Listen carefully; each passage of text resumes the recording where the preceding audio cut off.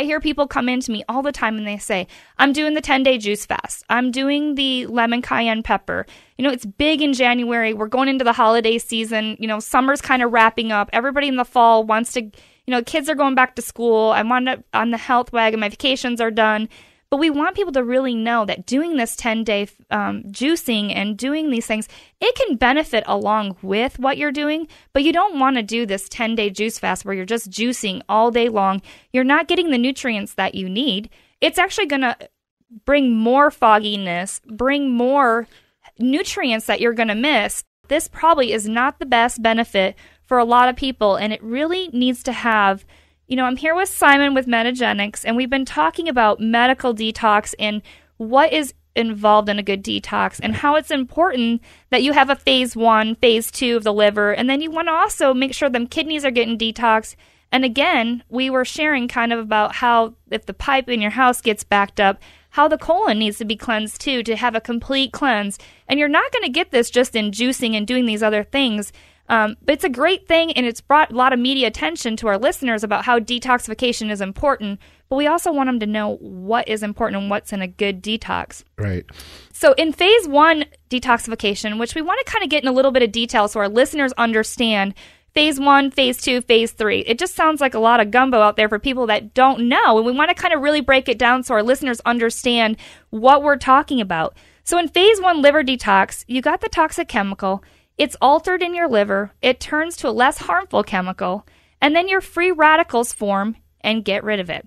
But it's important, if you're lacking the nutrients, such as your vitamin C's and your vitamin B's, and then free radicals are not going to be supported if you're already deficient in a lot of nutrients.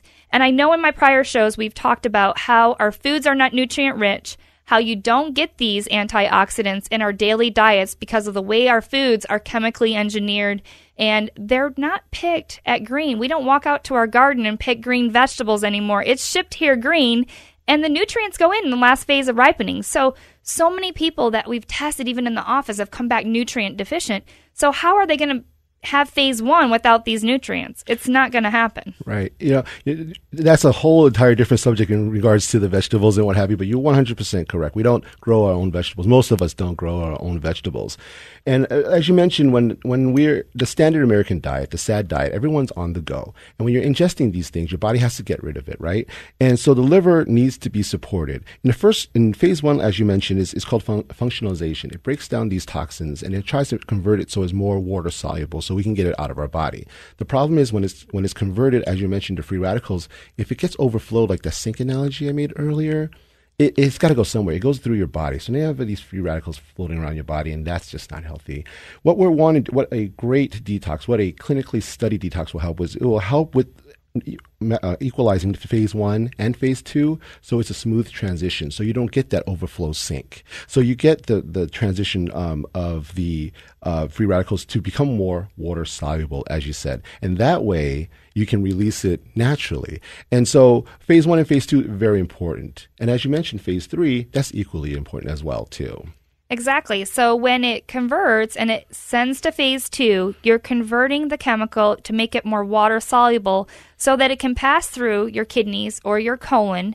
And then as you go into phase 3, that's basically your kidney and your colon detox. Right. So phase 3 in the kidney, and part of the elimination of it through your urine, studies have shown that raising your alkaline value in it versus the acidity of it helps a lot. So a good and a effective detox will help with raising the alkaline value in phase 3. And it's funny that you talked about acidic and alkaline, because I have so many patients come in and ask me, can you test my blood to see what the pH is?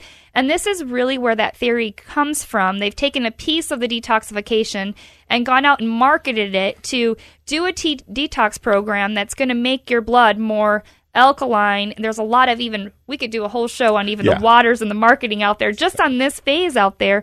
And for our listeners to know and understand that you want your program to be complex and fix the whole thing. And I've really used this analogy on my show a lot. When you take your car into the repair shop, they don't just fix one thing. You always come out with at least $1,000 or $2,000 bill. So why would we treat our body any other way, where you're just going to go and you're going to fix one portion of this? And this is probably where I target a lot of my practice different than other people, or even my competitors out there, or even traditional, internal medicine and family practice. And I know our listeners can relate out there. that you don't go to family practice and your internal medicine doctor when you're getting your blood pressure or diabetes treated and they're talking about detoxification. Mm-hmm. You never hear this stuff on it. And it's not against internal medicine or family practice. I'm family practice nurse practitioner myself, but I've done additional training and looked at ways that we can prevent people from taking 5 different blood pressure pills or 2 different cholesterol medications and then getting all the side effects of it. And if doing a simple detox program to cleanse the liver from all the things that we're exposed to helps, why the heck not do it, right? Right.